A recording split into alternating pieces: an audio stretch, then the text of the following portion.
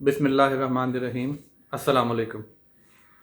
12वें पारे की इब्तिदाई आयात में अल्लाह रब्बुल इज़्ज़त ने इंसान को बताया है कि वही है जो राज़िक है। अल्लाह ताला के ज़िम्मे ही तमाम इंसानों का, तमाम मखलूक़ात का रिज़्क़ है और ये तमाम चीज़ें लौह महफूज़ में लिख दिए गई हैं कि कब को इंसान पैदा होगा, किस जगह पर वो अपनी ज़िंदगी गुजारेगा, कैसे माल कमाएगा, कैसे ख़र्च करेगा, किस किस्म के मामलात ज़िंदगी का वो शिकार होगा या उस पर गुजरेंगे वो मामलात, और किस हालत में वो दुनिया के किस हिस्से में जाकर फौत होगा। ये अबद से चीज़ें लिख दी गई हैं और हमारा पक्का ईमान है कि ये अल्लाह ताला का बनाया हुआ एक प्रोग्राम है जिस पर सारी कायनात चल रही है। अगली आयत मुबारका में अल्लाह ताला ने एक बार फिर इंसान को याद दिलाया है, मुसलमानों को जो ख़ातमुन नबिय्यीन के पैरोकार हैं, कि कैसे पिछली उम्मतों पर अल्लाह ताला की नाफरमानी और कुछ ऐसे गुनाह जिनको बज़ाहिर हम आजकल शायद इतना लाइट लेते हों, बड़ा गुनाह ना समझते हों, उनकी वजह से उन पर अज़ाब आए और वो नीस्तो नाबूद हमेशा के लिए करते गए। कौम नूह पर अज़ाब आया, वो शिर्क करते थे, बुतों की पूजा करते थे, अल्लाह ताला का उन पर अज़ाब आया। ज़मीन पे हर जगह से, घर कायनात के आसमानों से हर जगह से पानी आने लगा और वो कौम डूब कर रह गई, माँ सिवाय उन लोगों के जो हज़रत नूह के साथ उस इलाके से निकल गए कश्ती पर सवार होकर।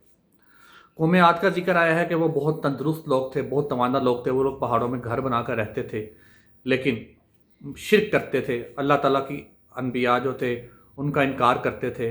तो अल्लाह ताला ने उन पर हवा का अज़ाब भेजा, बादल आए, बादलों की कड़क ऐसी थी, उनकी आवाज़ ऐसी थी, ऐसी हवा चली कि वो अपनी मजबूत ठिकानों में गिरे रह गए। और उनके बारे में आता है कि वो ऐसे थे जैसे खजूर के गिरे हुए तने। उनकी बनाई हुई पहाड़ों के अंदर जो इमारत हैं वो अक्ल इंसानी को अभी भी हैरान कर देती हैं कि कैसे इंसानों ने बग़ैर मशीनरी के गालिबन उस वक़्त कैसे उन्होंने ये चीज़ें तराशी।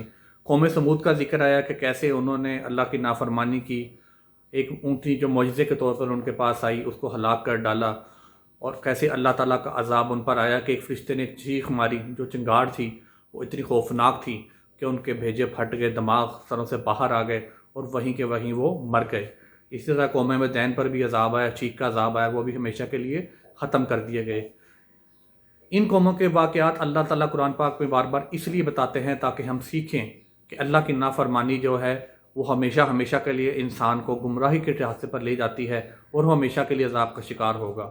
इन लोगों पर दुनिया में भी अल्लाह का अज़ाब आया, इबरत का निशान बना दिए गए, और आखिरत में भी यकीनन अज़ाब आएगा। लिहाजा इन आयात को मोहलत जानिए और अल्लाह ताला से दुआ कीजिए कि अल्लाह ताला हमें इस तरह के अज़ाब से महफूज रखे। आगे सूरह यूसुफ है। सूरह यूसुफ एक मुकम्मल किस्सा है हज़रत यूसुफ अलैहिस्सलाम का, जो कि हज़रत याकूब अलैहिस्सलाम के बेटे थे, हज़रत इब्राहीम की नस्ल में से थे, कि कैसे उनके भाइयों को उनसे हसद हुआ। वो इंतहाई खूबसूरत इंसान थे। उनके भाइयों ने धोखे से उनको ले जाकर एक कुआं में फेंक दिया और वालिद साहब को ये शो करवाया कि वो उनको भेड़िया खा गया है। उनकी कमीज़ पर किसी बकरी का खून वगैरह भी लेकर आ गए। वालिद साहब ने सब्र किया लेकिन फिर भी वो रोते रहे, अल्लाह की रज़ा में राज़ी रहे, लेकिन रो रो कर उनकी आंखों की बिनाई चली गई। फिर अगला किस्सा बयान किया गया है कि कैसे उनको एक काफ़िला ने देखा कि कुएं में एक बच्चा पड़ा हुआ है पानी के अंदर, उसको वो ले गए, मिस्र के बाज़ार में बेच दिया। कैसे वो जो मिस्र के जो हाकिम थे उनके महल में चले गए, कैसे उनकी परवरिश वहाँ पर हुई। उनके हुस्न पर जो हाकिम मिस्र था उसकी बीवी का दिल आ गया, वो शैतान के बहकावे में आ गई और उनसे अपनी नजायज़ ख्वाहिश पूरी करना चाही।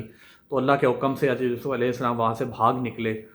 वाक़या आगे बड़ा तफ्तीश हुई तो पता चला कि हाकिम मिस्र की जो बीवी थी वही गलत थी, लेकिन मज़ीद फितने से बचाने के लिए और जो भी मामला थे उनको वक्ती तौर पर हैंडल करने के लिए हाकिम मिस्र ने उनको जेल में भेज दिया, जहाँ उन्होंने उनसे कहती एक ने ख्वाब बयान किया, उसकी ताबीर उन्होंने बताई जो कि बिल्कुल सही साबित हुई। इसी तरह वो हाकिम जो था मिस्र का, वो हज़रत यूसुफ अलैहिस्सलाम को जेल में रखकर भूल गया। तब अचानक उसको कहीं से पता चला कि जेल में एक नौजवान है यूसुफ नाम का, जो ख्वाबों की सही ताबीर बताता है। उसने ख्वाब देखा था कि 7 मोटी गायें, 7 दुबली गायें जो हैं वो दुबली गायें मोटी गायों को खा रही हैं। उसने उनसे ताबीर पूछी, उन्होंने बताया कि इस तरह जो होगा अच्छी फसल होगी, उसके बाद फिर कहत आएगा और अगर आप माल ज़ख़ीरा कर लेंगे अच्छी फसल का तो आप बच जाएंगे। वो ताबीर सच साबित हुई, उसने उस पर अमल किया और फिर आपको आज़ादी नसीब हुई। उसी तरह अल्लाह ताला बयान फरमाते हैं कि कैसे उनके भाई जो थे 11 भाई बाकी, वो उनके पास आए दरबार में हाकिम मिस्र के। वहाँ यूसुफ अलैहिस्सलाम ने, चूँकि वो तब तक बड़े हो चुके थे, उन्होंने अपने भाइयों को पहचान लिया लेकिन भाई नहीं पहचान पाए।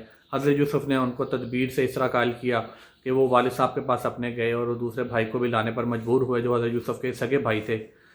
حضرت یعقوب نے انکار کیا، لیکن ان کو پھر بہرحال اجازت دینی پڑی۔ تب حضرت یعقوب کو بھی انہوں نے اللہ کے حکم سے بلایا، اور تب تک وہ مصر کے جو حاکم تھے اس کے دربار میں ایک بہت بڑے مقام پر پہنچ چکے تھے۔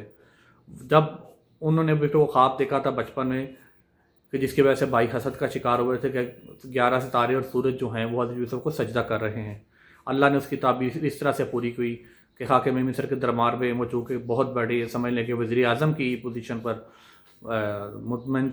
متمکن تھے، یعنی کہ فائز تھے، تو وہاں پر ان کے تمام بھائیوں نے ان کو سجدہ کیا، ان کو مطلب تعظیمی سجدہ تب ہوتا تھا۔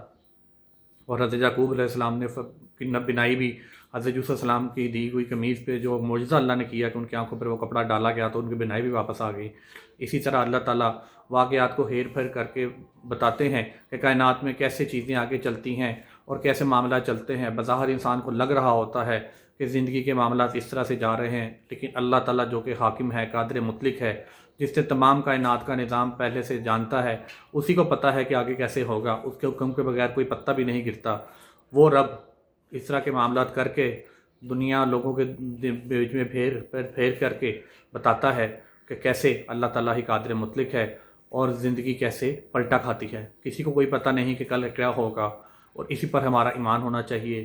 آنے والے وقت کی پریشانی نہیں لینے چاہیے، اللہ سے اچھے کی دعا کرنی چاہیے، اور اللہ کی ذات پر ہی پکا ایمان رکھنا چاہیے کہ وہی حاکم ہے، وہی قادر مطلق ہے، وہی پروردگار ہے، وہی رب العالمین ہے، وہی رازق ہے، وہی شفا دینے والا ہے، اور وہی جانتا ہے کہ قیامت کب آئے گی، کب کوئی انسان مرے گا، کب دوبارہ زندہ کر کے اٹھایا جائے گا۔ اللہ تعالی ہم سب پر اپنی رحمت کرے، آمین۔ السلام علیکم۔